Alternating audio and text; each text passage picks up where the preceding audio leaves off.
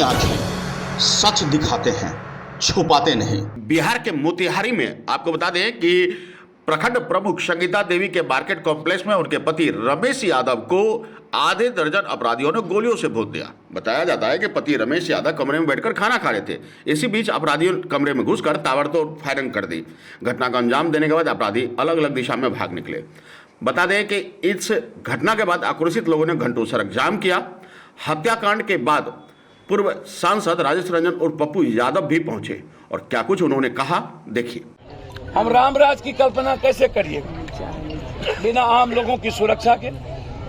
मैं आपको विश्वास दिलाता हूं, रमेश जितने लोकप्रिय थे और सबके लिए जीते थे। सबकी मदद करना कोई मतलब जाति धर्म मजहब का नहीं था। आज जितनी बड़ी भीड़ या हमने रास्ते से देखा, हर आदमी के आंख में आंसू या हाथ जोड़े हुए, और जब हम उसके घर आए, उनके बच्चे, उनकी बेटी को, उनकी पत्नी को देखा तो मुझको लगा इतने लोकप्रिय और घर में कुछ नहीं। क्या उन्होंने अपने परिवार के लिए और खुद के लिए कुछ नहीं किया? फिर इस घटना के पीछे कारण क्या है? तो मुझे लगता है कि इस घटना के पीछे सिवाय पॉलिटिकल मर्डर, राजनीतिक वर्चस्व और रमेश की लोकप्रियता और उसके काम करने के तरीके ने रमेश को किसी ने मरवाने का काम किया। मारा है शूटर, सीसीटीवी कैमरा है, लोकेशन है, उस पर यहाँ के प्रभारी, यहाँ के सभी लोग काम कर रहे हैं। कुछ लोग भाग गए, कुछ लोग नेपाल भाग गए, कुछ लोग कहीं भाग गए हैं। लगातार प्रशासन उस पर काम कर रही है। समाज काफी क्रोधित है, आक्रोशित है। हमें आवाज देनी होगी। 72 घंटे के बाद भी हम रमेश के हत्यारे के पर सुराग पर नहीं पहुंच पाए तो समाज को लड़ने की हिम्मत जुटानी होगी। समाज एक डेट फिक्स करे 5 तारीख के बाद। यदि 5 तारीख तक प्रशासन ने शूटर को नहीं गिरफ्तार कर पाए, आप मरवाने वाले को गिरफ्तारी में देर हो सकती है, शूटर क्यों? अपराधियों का कॉल डिटेल हम निकालें, मोबाइल का लोकेशन देखें वो कहां है और कौन कौन इस इलाके में सबसे बड़े शूटर हैं। सीसीटीवी क्या कहता है, फुटेज, और उस अपराधियों का डिटेल, कॉल डिटेल किससे बात हुई उस दिन और एक दिन पहले, तब पता चलेगा कि शूटर और साजिशकर्ता के बीच कब कब और कब क्यों बातचीत। तो फिर हम उसको न्याय दिला पाएंगे। रमेश की हत्यारा बचेगा नहीं। आप भरोसा रखिए, पूरी ताकत के साथ आकाश पाताल में भी होगा तो स्पीडी ट्रायल करके फांसी की सजा होगी। शूटर जितना बड़ा ताकतवर हो। मुझको एक बात सिर्फ नीतीश कुमार जी से कहना है, दुनिया का सारा काम वो छोड़ दे।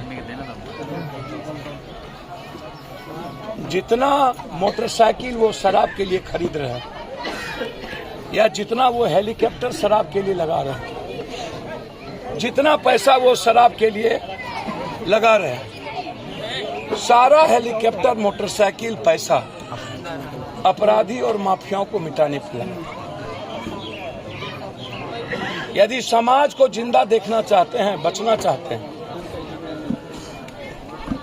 जो स्थिति है गृह युद्ध की स्थिति, कब समाज में किसके खिलाफ जंग छिड़ जाए।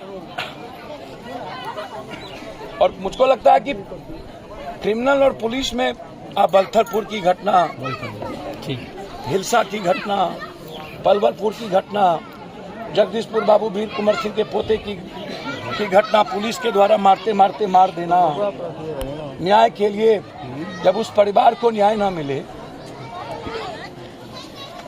प्रमुख साहब की घटना, हत्या हो गई, लेकिन अभी तक हम उस पर ठोस मुकम्मल कोई बोलने की हिम्मत नहीं कर रहा है। सहनी साहब क्या है भाई, कारण क्या है? अब ये रमेश जी ने क्या बिगाड़ा था? एक सप्ताह में 3 बार हम आवे, विपिन अग्रवाल और उसके बेटा रोहित पर कोई चर्चा नहीं हो, वहां के थाना प्रभारी पर कोई चर्चा नहीं हो, और डर भी ना हो कानून का, ना नेता के भीतर डर पब्लिक का, ना अपराधियों के भीतर, ना समाज का। तो समाज का डर पप्पू यादव के भीतर नहीं होगा तो हम तो रावण हो जाएंगे ना, हम तो निरंकुश हो जाएंगे। हर नेताओं के भीतर, पीएम और सीएम के भीतर जनता का डर होना चाहिए। परिजन आरोप लगा रहे हैं कि जिस समय गोली चल रही थी छौड़ादानो थाना की गाड़ी वहीं थी। इस पर आप क्या सर, कहें? एक बात मैं आपको बताऊं, सुबह का समय था, पूरा दुकान उस वक्त खुल भी नहीं रहा था, कुछ खुला, और उसी वक्त नाश्ते का दुकान खुलता है। बाजार नहीं खुलती है, नाश्ते 8 बजे 9 बजे खुलता है। जो बात मेरी हुई उनके भाई से, उनके कुछ जो साथी वहां थे, पूरी मारने की तैयारी में एक ग्रुप आया था, एक गैंग आया था, और यह तय करके आया था कि रमेश को हमें मार देना, क्योंकि उसने पूछा भी, गाली देकर के पूछा क्या मर गया रमेशवा या नहीं।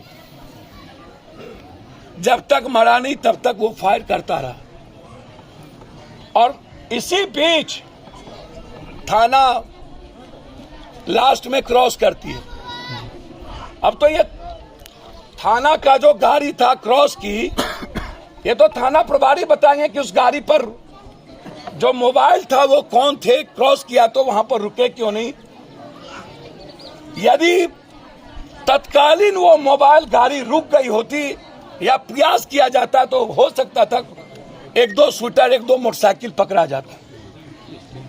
मुझे लगता है या तो हम समझ नहीं पाए सुबह सुबह, या जान नहीं पाए, या फिर समझ करके भी हमने उसको बहुत गंभीरता से नहीं लिया। दोनों को एक बात होगी। सर, अपराधियों में लगातार पुलिस की विफलता, विपिन अग्रवाल से लेकर के, साहनी से लेकर के, गुप्ता से लेकर के सभी घटनाओं में, मैं उम्मीद करता हूं कि हमारे इन्वेस्टिगेशन के तरीके को कंप्लीट साइंटिफिक होना चाहिए। आपको बता दें कि जाप सुप्रीमो पप्पू यादव ने शोकाकुल परिवारों से मिलकर शोक संवेदना व्यक्त की और जल्द ही न्याय की गुहार लगाई। अब देखना होगा कि आखिर बिहार सरकार किस तरह अपराध पर अंकुश लगाती है और किस तरह पीड़िता को न्याय मिल पाता है। मोतिहारी से लौटकर अजय गुप्ता की रिपोर्ट। आप अपने भरोसेमंद चैनल को पहले सब्सक्राइब कर चुके थे, लेकिन एक बार फिर से यह नए अंदाज में है, इसलिए फिर से आप इसे सब्सक्राइब जरूर करें। खबर देखने से पहले सब्सक्राइब बटन जरूर दबा दें। आपसे अनुरोध है यह।